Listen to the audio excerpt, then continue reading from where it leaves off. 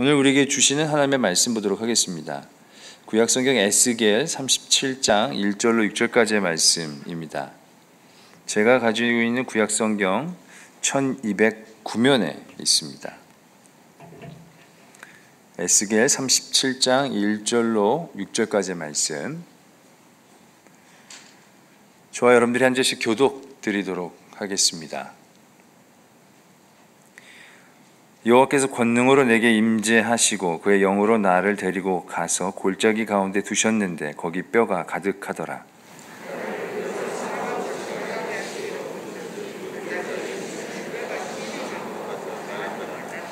그가 내게 이르시되 인자야 이 뼈들로 능히 살 수 있겠느냐 하시기로 내가 대답하되 주 여호와여 주께서 아시나이다.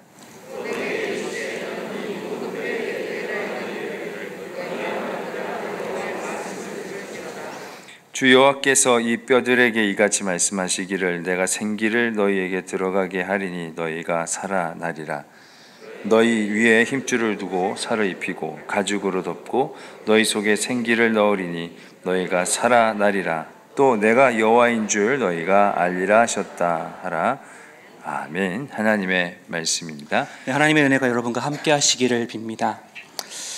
그리스도인에게는 두 가지 역할이 있습니다. 우리가 아주 잘 아는 것입니다. 하나는 하나님을 사랑하는 것입니다. 하나님을 사랑하는 것, 우리가 참 잘하는 일입니다. 예배하고 찬양하고 하나님께 나와 기도하고 간구하고 회개하고 눈물로 하나님께 나아가고 우리는 주님 앞에 그렇게 열심으로 나아갑니다. 그리스도인의 가장 본질적인 역할은 하나님을 사랑하는 것입니다. 그래서 신명기의 모세는 이스라엘 백성들에게 이렇게 얘기합니다. 너희는 마음을 다하고 뜻을 다하고 힘을 다하여 주 너의 하나님을 사랑하라. 하나님을 사랑하는 것, 그것이 바로 우리에게 있어서 가장 중요한 일이며 우리가 이 세상 속에서 가장 끝까지 붙들고 가야 할 하나님의 명령입니다. 그런데 하나님께서는 우리에게 이 하나님을 사랑하는 것, 이것을 넘어서서 또 다른 명령을 주십니다. 그것은 이웃을 사랑하는 것입니다. 우리 주변을 사랑하는 것입니다. 그런데 이 이웃을 사랑하는 것, 이게 참 쉽지가 않습니다. 같은 그리스도인끼리 서로 사랑을 나누고 서로 하나님의 사랑을 공유하고 또 그렇게 예배하며 나아가는 건 이거는 참 하나님의 은혜 가운데 우리가 잘하고 있습니다. 그러나 하나님을 믿지 않는 사람들, 그리고 세상에 있는 어두움을 바라볼 때에 그들을 어떻게 사랑하며 살아갈 수 있을까요? 나아가서 그들을 어떻게 우리가 변화시킬 수 있을까요? 우리는 이렇게 되묻게 됩니다. 왜냐하면 이 세상에 살아가고 있는 사람들은 하나님을 사랑하지도 않고 하나님을 경외하지도 않기 때문입니다. 저희 어머니가 저희 어머니 말씀을 드려서 참 죄송합니다. 저희 어머니가 한 은사가 있습니다. 어떤 은사가 있냐 하면 어떤 사람이든 그 마음속에 있는 이야기들을 끌어내는 은사가 있으십니다. 참 대단하십니다. 저랑은 굉장히 다른 성향의 분이십니다. 가끔 이제 어머니랑 같이 지하철을 타게 될 때가 있는데 어머니는 지하철을 타게 되면 이제 빈자리가 있으면 이제 앉으십니다. 무릎이 안 좋고 이러셔서 앉으시는데 저는 이제 건강하니까 빈자리가 있어도 다른 분들에게 양보를 하고 서 있습니다. 한 번은 지하철에 자리가 나서 어머니가 거기에 앉으셨습니다. 거기에서 조금 떨어진 곳, 사람이 많은 지하철이어서 저는 조금 떨어진 곳에서 서 있었는데 한 10분쯤 지났을까요? 어머니가 막 웃으시면서 누구랑 얘기를 하고 계시는 겁니다.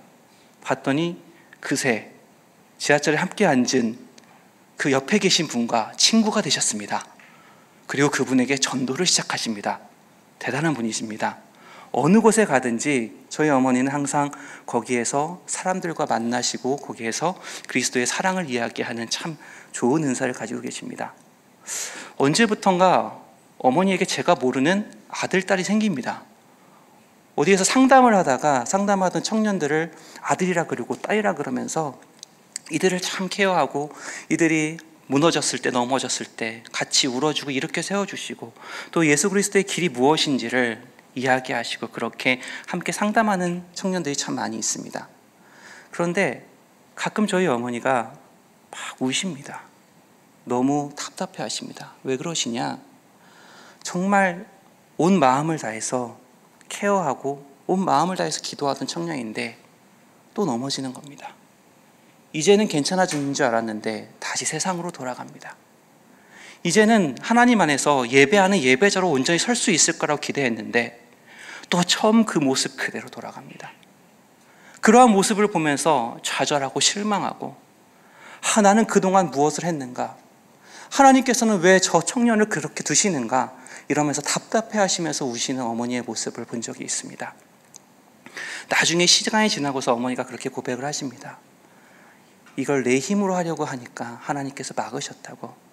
하나님께서 인도하시는 것을 믿고 하나님께 맡겼어야 되는데 그러지 못했다고 그렇게 회개하시는 모습들도 발견하게 되었습니다. 우리가 하나님의 이름으로 만나는 사람들, 우리가 사랑하는 가족들, 사랑하는 친지들, 친구들, 우리가 그리스도를 전하고 그리스도의 사람으로 세우려고 하지만 그것이 정말 쉽지 않은 것을 여러분 경험하셨을 겁니다. 가족 한 명 전도하는 게 얼마나 힘듭니까? 정말 어렵게 교회로 이렇게 모시고 왔는데 그런데 어느 순간 갑자기 또 교회에서 시험을 들어서 교회를 떠나십니다. 나 교회 못 나가겠다고 그렇게 얘기합니다. 그럴 때 우리의 마음이 얼마나 쉽게 무너집니까? 이웃을 사랑하며 나아가는 것, 그 사람들을 하나님의 사랑으로 인도하는 것, 이것이 결코 쉽지가 않습니다. 그런데 이 쉽지 않은 이 사랑의 길, 이것이 사회의 벽을 만났을 때는 더 어렵게 나타납니다. 이 사회가 얼마나 악한 일들이 많습니까? 이 사회 가운데 하나님 보시기에 얼마나 잘못된 일들이 나타나고 있습니까? 그 가운데 그리스도의 복음으로 나아가려고 하지만, 그리스도의 복음으로 이 땅을 고치려고 하지만 우리의 외침과 우리의 이야기들이 공허한 울림으로 끝나가는 것처럼 느껴질 때가 너무나 많이 있습니다. 디트리 보네퍼라는 아주 유명한 목사님이 있습니다. 나치 시대에 나치를 반대하며 하나님의 복음을 전했던 신학자이자 목사님이었습니다. 그 당시 나치는 하일 히틀러가 우리의 구원자다라고 외쳤습니다. 그리고 그 당시에 독일에 있는 교회들이 그 하일 히틀러라고 외치는 그 독일 정부를 옹호하며 따랐습니다. 그때 이 디트리 보네퍼 목사님과 그를 따르는 많은 목사님들이 예수 그리스도밖에 우리의 구원자가 없다고 고백하는 고백교회 운동을 시작합니다. 망해가는 사회, 하나님으로부터 멀어져가는 그 독일 사회 속에서 그들은 복음을 붙들고 그 사회 가운데 서 있었던 것입니다. 그러나 그 사회 가운데 서 있는 것이 결코 쉬운 일이 아니었습니다. 수많은 어려움들 속에서 이들은 좌절하고 넘어졌습니다. 보네퍼 목사님은 끝내 나치에 의해 죽임을 당하게 됩니다. 이 보네퍼 목사님이 그 당시 했던 설교집들을 모아서 출판이 되었습니다. 그 출판된 책의 제목이 이겁니다. 타인을 위한 그리스도인으로 살 수 있을까?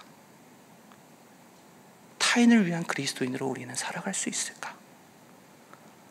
이 어두운 세상 속에서 그리스도의 복음을 들고 살아간다는 것이, 이웃을 사랑하며 살아간다는 것이, 그리고 이 이웃과 세상을 변화시킨다는 것이 너무나 힘겹고 어렵게 느껴지는 이 시기 속에서 하나님을 사랑하면서 나의 구원으로 만족하고 살아가는 건 어쩌면 쉬울 수도 있습니다. 그런데 그것을 넘어서서 이 세상을 고치고 이 세상을 구원하시려는 그 하나님의 마음을 따라가는 그 걸음이 결코 쉽지 않은 이 세상 속에서 우리는 이 세상을 위한 그리스도인, 이 세상을 사랑하며 이들을 고쳐나가는 그리스도인으로 설 수 있을까?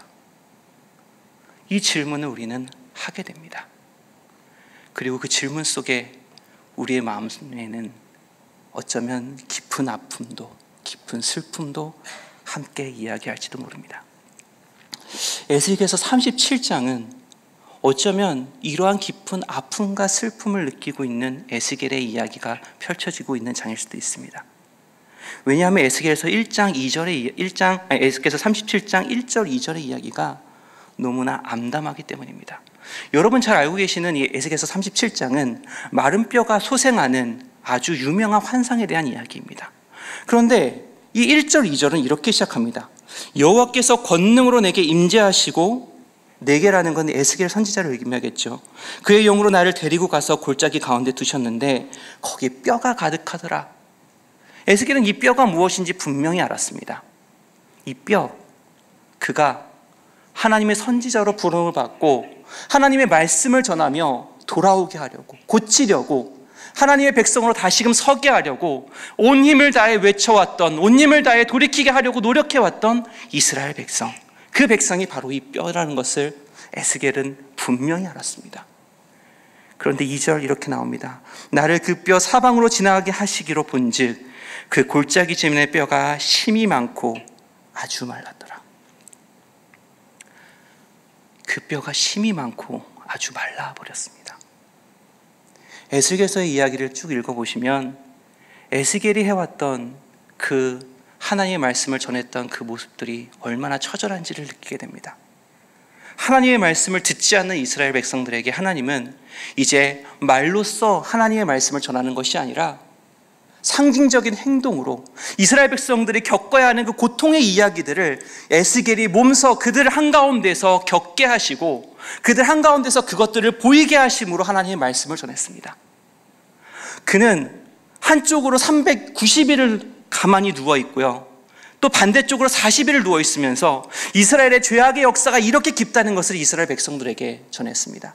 자기의 머리털과 자기의 수염을 다 밀어버리고 그것들을 하늘에 흩날리고 그것들을 불에 태우고 그것들에게 칼질을 하면서 이스라엘 백성들에게 다가오는 이 심판의 위험이 이렇게 무시무시하다는 것을 온몸으로 표현을 했습니다. 심지어 에스겔은 자신의 아내가 죽는 그 순간에 슬퍼하지 말라는 하나님의 말씀을 듣고 슬퍼하지 않으며 그 시기를 지냅니다. 그 에스겔의 선지자의 그 아내가 죽는다는 그것은 이스라엘의 멸망을 상징하는 것이기 때문이었습니다. 이스라엘의 멸망, 예루살렘의 멸망 속에서 그들은 그것이 너무나 무시무시하고 너무나 슬픈 일이었기 때문에 탄식조차 하지 못하고 울음조차 하지 못하며 그 길을 걸어갈 것을 하나님께서 말씀하고 계셨던 것이죠.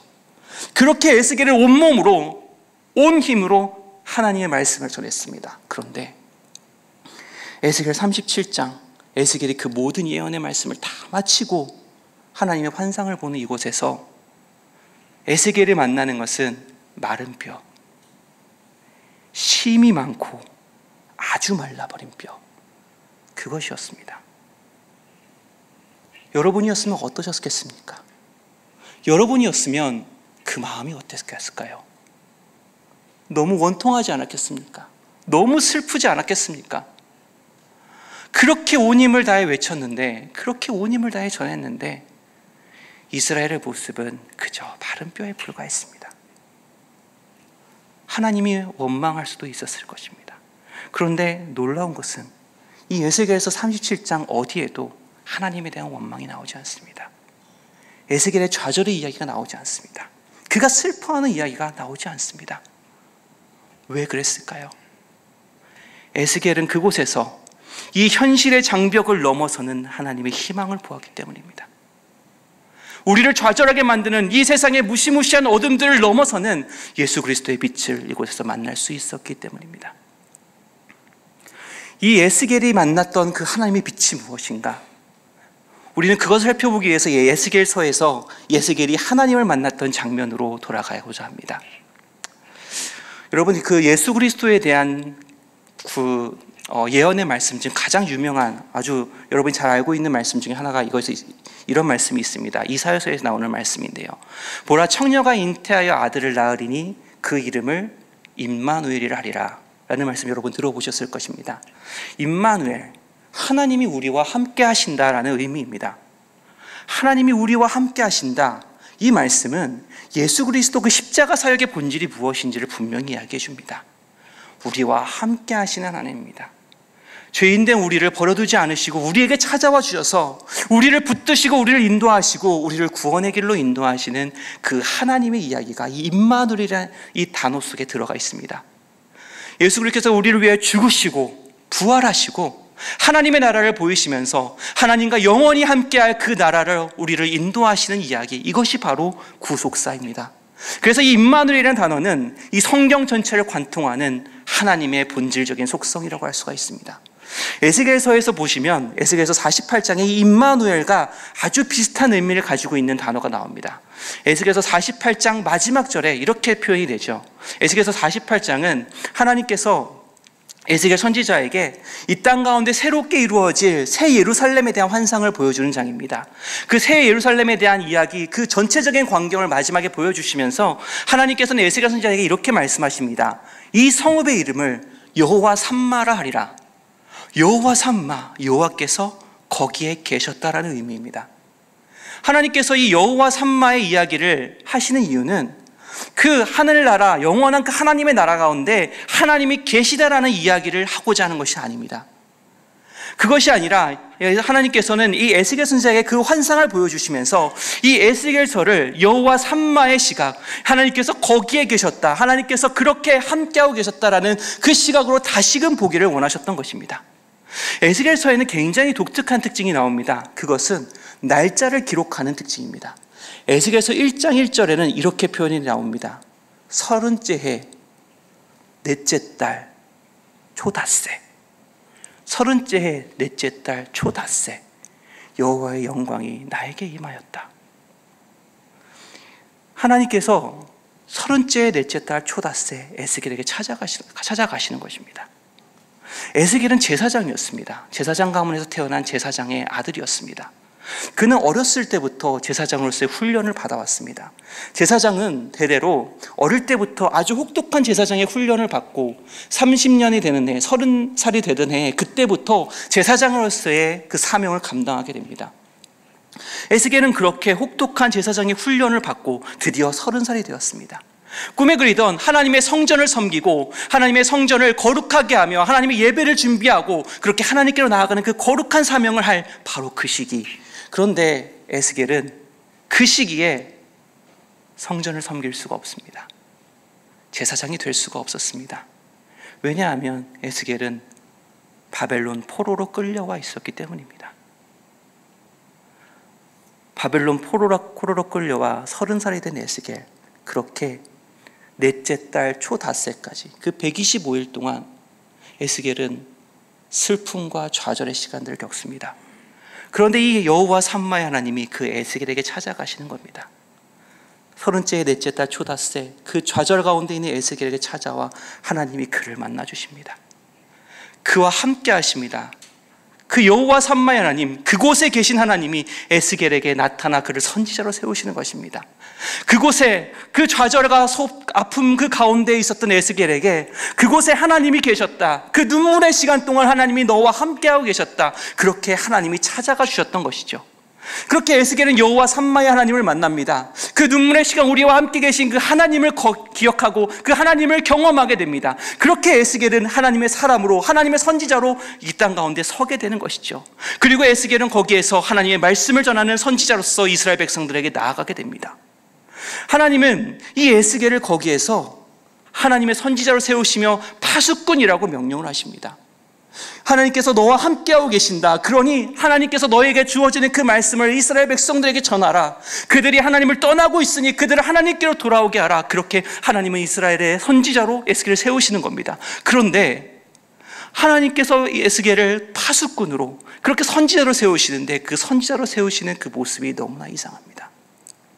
하나님은 나와 함께 하시는, 에스겔은 나와 함께 하시는 그 하나님을 경험하고 뜨거운 마음으로 나아갑니다. 그런데 하나님은 그 에스겔을 하나님의 말씀을 전하는 선지자, 그렇게 하나님의 말씀을 그 이스라엘 백성들에게 이야기하면서 너희들은 잘못되었다 이야기하는 그 선지자의 모습을 세우는 것이 아니라 그 이스라엘 백성들 한가운데로 들어가서 기이한 행동을 하게 하십니다.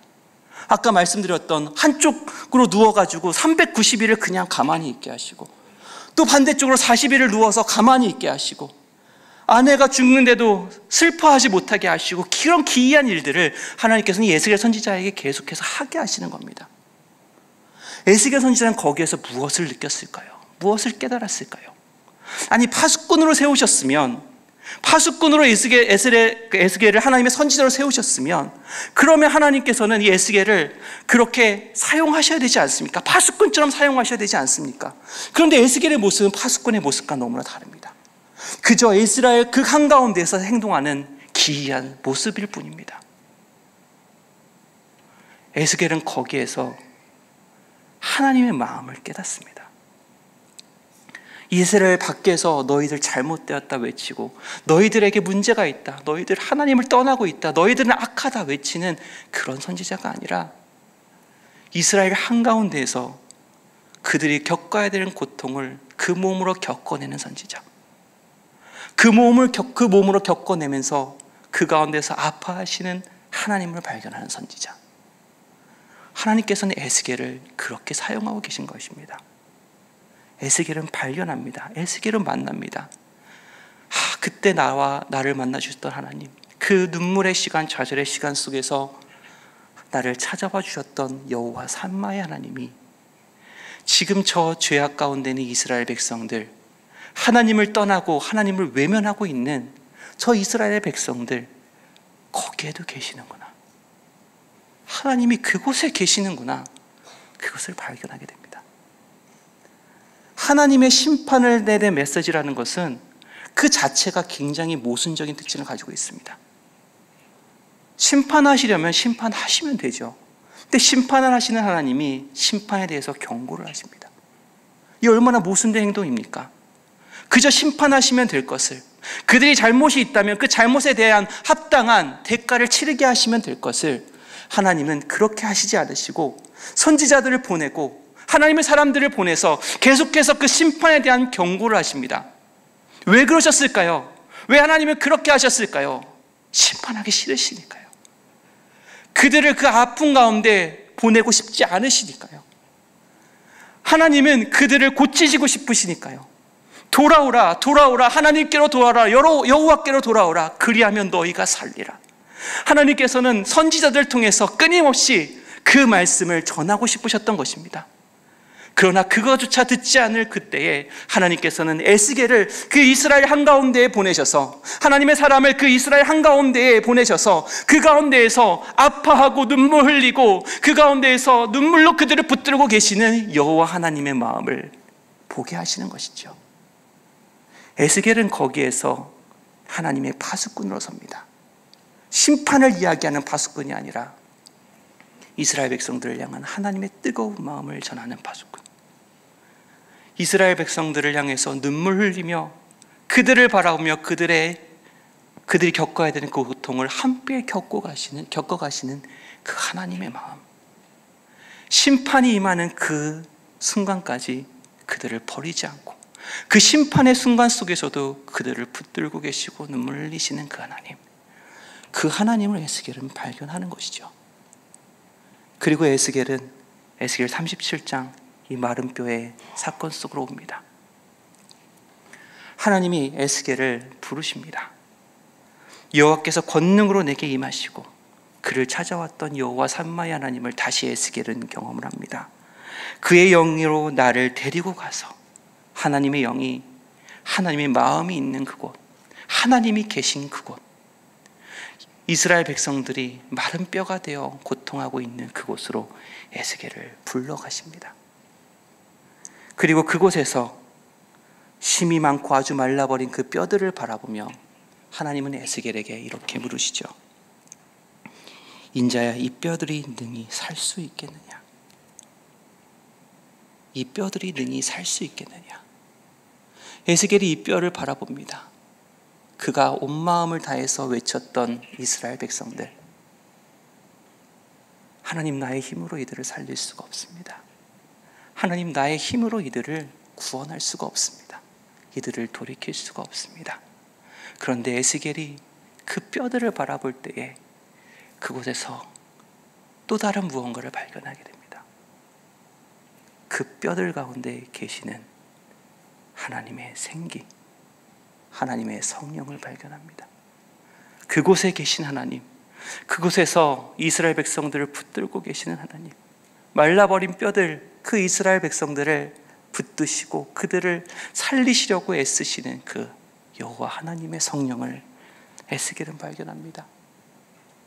에스겔은 그곳에서 가장 정확한 대답을 합니다. 주 여호와여, 주께서 아시나이다. 주께서 아시나이다. 이것은 주님, 나는 할 수 없지만 주님께서는 하실 수 있다라는 고백입니다. 하나님, 이 뼈들, 이 백성들 나의 힘으로 고칠 수가 없었습니다. 하나님, 이 뼈들을, 하나님, 이 백성들 나의 힘으로 구원의 길로 인도할 수가 없었습니다. 이들을 돌이키게 할 수 없었습니다. 나는 그만큼 작고 약한 자였습니다. 그러나 하나님, 하나님께서는 하실 수가 있습니다. 하나님께서는 이 땅을 고치실 수가 있습니다. 하나님을 버리고 하나님을 없다 하고 하나님으로부터 멀어져가는 이 세상을 하나님 우리의 힘으로는 할 수 없지만 하나님은 하실 수가 있습니다. 그러니 하나님 이들을 고쳐주옵소서.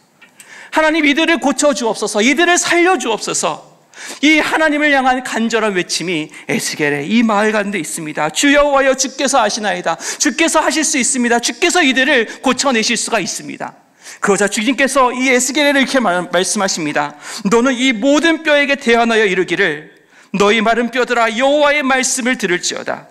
내가 생기를 너희에게 들어가게 하리니 너희가 살아나리라. 너희가 살아나리라. 하나님께서는 분명히 에스겔에 이렇게 말씀하십니다. 이 이스라엘 백성들이, 이 마른 뼈들이 분명히 살아날 것이다. 왜냐하면 하나님의 성령이 바로 그곳에 계시기 때문입니다. 무엇이 이 세상 가운데 있는 이 어둠으로부터, 이 어둠의 세력으로부터 우리가 하나님의 희망을 발견할 수 있게 합니까? 무엇이 그리스도의 복음을 들고 나아갈 때에 부딪히는 그 수많은 벽들 속에서, 우리의 힘으로 결코 이겨낼 수 없는 그 많은 벽들 속에서 하나님을 바라보며 다시금 그 길을 갈 수 있게 합니까? 그곳에 하나님이 계시다는 그 사실이지 않습니까? 나를 만나주셨던 그 하나님이 바로 그곳에 계시고, 나를 구원해 주셨던 하나님이 바로 그곳에서 그 구원의 역사를 다시 이뤄가고 싶어 하시다는 것을 우리가 바라보고 나아가고 있기 때문이지 않습니까? 하나님께서는 에스겔에게 이렇게 말씀하십니다. 너는 이 모든 뼈에게 대언하여 말하라. 너희는 이 모든 뼈에게 대언하여 말하라. 우리는 구원받은 자입니다. 우리는 구원받은 자로 살아갑니다. 그 구원의 은혜 속에 살아가면서 우리가 쉽게 놓쳐버리는 것이 있습니다. 그것은 나와 함께 하시는 그 하나님이 이 세상 가운데도 함께 하고 계시다라는 사실입니다. 우리는 구원받은 자로서 하나님의 뜻을 따라 살고 싶어 합니다. 그래서 그 길을 걸어가죠. 그런데 넘어집니다. 분명히 우리는 넘어지고 좌절합니다. 눈물로 기도하는 나의 가정, 눈물로 기도하는 나의 자녀, 하지만 돌아오지 않고, 하지만 여전히 하나님으로부터 떠나 있는 그들을 보면서, 이 세상에 있는 어두운 질서들을 보면서, 우리가 만나는 사회의 그 과정 속에서 가득 차 있는 악한 그 질서들을 보면서 우리는 좌절합니다. 넘어집니다. 포기하고 싶어집니다. 쉽게 정죄하고 싶어집니다. 세상이 악하다고, 저 사람은 악하다고. 그런데 그리스도인은 그래서는 안 됩니다. 그곳에 하나님이 계시기 때문입니다. 그곳에 그 사람을 살리고자 하시는 하나님, 그곳에 이 세상을 살리고자 하시는 하나님, 그곳에서 이 땅을 고치고자 하시는 하나님이 계시기 때문입니다. 37장 10절을 보시면 하나님께서 이 마른 뼈들을 살리시는 이야기가 나옵니다. 그리고 이 마른 뼈들이 살아나서, 이렇게 적혀 있죠. 이들이 살아나서 일어나 서는데 극히 큰 군대더라. 하나님께서는 이 마른 뼈들을 살리셔서 큰 군대로 만드십니다. 이 환상을 에스겔에게 보여주시는 것이죠. 여러분, 이 37장의 이야기가 여러분에게는 환상이십니까? 우리에게 다가올 하나님 나라의 실제입니까? 성경에서 이야기하는 수많은 하나님의 기적들과 하나님의 수많은 약속들이 우리에겐 그저 성경에 적혀 있는 한 구절일 뿐입니까? 분명히 우리에게 다가올 하나님의 완전한 약속이십니까? 우리는 그 약속을 붙들고 어떻게 살아가고 계십니까? 하나님의 복음을 들고 이 세상 가운데 어떻게 서고 계십니까? 하나님의 복음이 이 세상 속에서 능력이 없다고 여기십니까? 하나님의 복음을 들고 이 세상 속에 나갔다가 우리가 겪는 작은 좌절들을 보면서, 하나님, 이건 아닌 것 같습니다. 하나님의 힘이 너무 없어 보입니다. 이 세상 속에서 하나님이 역사하시는 것을 바라볼 수가 없습니다. 우리 그렇게 좌절하고 계시지 않습니까? 그곳에서 역사하시는 하나님을 바라보지 못한 채, 그곳에서 눈물로 그들을 위해 기도하고 눈물로 돌아오라고 외치는 그 하나님을 바라보지 못한 채, 우리의 작은 좌절과 실망 속에서, 작은 넘어짐 속에서 그렇게 하나님의 능력과 하나님의 살아계심을 외면하고 있는 것은 아닙니까? 하나님은 힘이 없으십니까? 하나님은 능력이 없으십니까? 여러분, 혹시 그렇게 생각하십니까? 아니요, 그렇지 않습니다.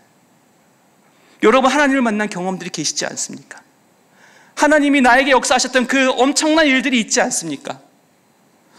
이 교만한 나 같은 사람을, 이렇게 목이 굳은 나 같은 사람을, 하나님의 자녀가 될 자격조차 없는 나 같은 사람을 하나님께서 불러주시고 마른 뼈와 같은 나를 하나님께서 붙들어 주셔서 하나님의 사람으로, 하나님의 자녀로 삼아주시지 않았습니까? 그 놀라운 기적이 바로 우리 안에 있지 않습니까? 하나님의 능력이 없습니까? 하나님이 이 땅 가운데 능력이 없으십니까? 아니요, 하나님의 능력이 있으십니다. 바로 우리에게 역사하셨던 그 하나님의 역사하심이, 바로 우리에게 오셨던 그 성령의 뜨거운 역사하심이, 하나님께서는 바로 이 세상 가운데, 이 세상을 살아가는 하나님을 모르는 그 사람들 속에서 이 세상의 질서 가운데 동일하게 역사하시길 하나님은 바라고 계십니다. 그곳에서 하나님은 하나님의 사람들을 찾고 계십니다. 하나님의 말씀을 붙들고 하나님의 이름으로 그 가운데 나아가는 사람들을 하나님은 찾고 계십니다. 기다리고 계십니다. 그곳에서 우리에게 역사하셨던 그 하나님의 뜨거운 사랑을 그들이 경험하게 하시기를 하나님은 그렇게 원하고 기다리고 계시는 것입니다. 너희가 살아나리라. 이 땅이 살아나리라. 우리가 기도하는 그 사람들이 살아나리라. 나의 가족이 살아나리라. 나의 자녀가 살아나리라. 나의 나라가, 내가 있는 회사가, 나의 가정이, 나의 회사가, 나의 이 학교가, 내가 만나는 그 모든 곳들이 살아나리라. 하나님은 우리에게 이 약속을 하고 계시는 것입니다.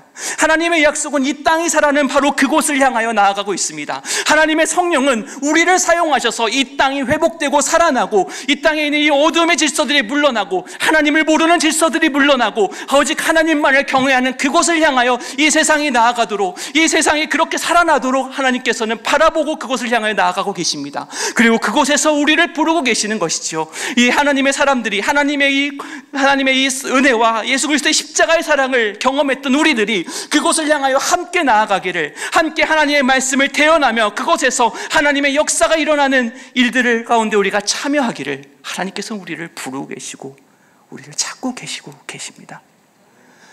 에스겔서 37장 이 마른 뼈의 비유, 이 마른 뼈의 환상은 이 땅 가운데 임할 하나님 나라의 확실한 실제입니다. 우리에게 임할 하나님 나라의 확실한 약속입니다. 하나님께서는 성령을 통하여 우리를 이곳으로 불러주셨습니다. 하나님께서 성령을 통하여 우리에게 구원의 은혜를 주셨습니다. 이 구원의 은혜를 가진 우리가 이제 세상 속에서 세상을 위한 그리스도인으로 살기를 바라고 계십니다.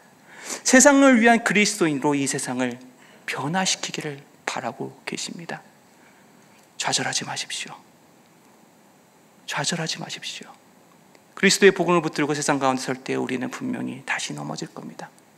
다시 우리는 어려움을 봉착하게 될 것입니다. 그러나 우리가 그 좌절의 벽, 그 어두움의 벽을 넘어서는 것은 그 가운데 이 세상을 고치고자 하시는 하나님의 놀라운 사랑, 하나님의 놀라운 은혜가, 성령의 역사하심이 그 가운데 있기 때문입니다. 그리스도의 십자가의 보혈이 이 세상 속에 흘러가고 있기 때문입니다. 그 십자가의 은혜가 이 세상을 붙들고 계시기 때문입니다. 여기 계신 우리 모두가 이 세상 속에 이 세상을 변화시키는 그리스도인이 되셨으면 좋겠습니다. 여러분을 통해서 여러분의 가정이 변화되길 바랍니다. 여러분을 통해 여러분이 있는 회사가, 여러분이 있는 직장이, 여러분이 있는 학교가, 그리고 이 나라가 변화되기를 원합니다. 하나님의 성령이 붙들고 인도하시는, 하나님의 성령의 능력으로 살아가는 귀한 하나님의 사람들 되시기를 주님의 이름으로 축원합니다.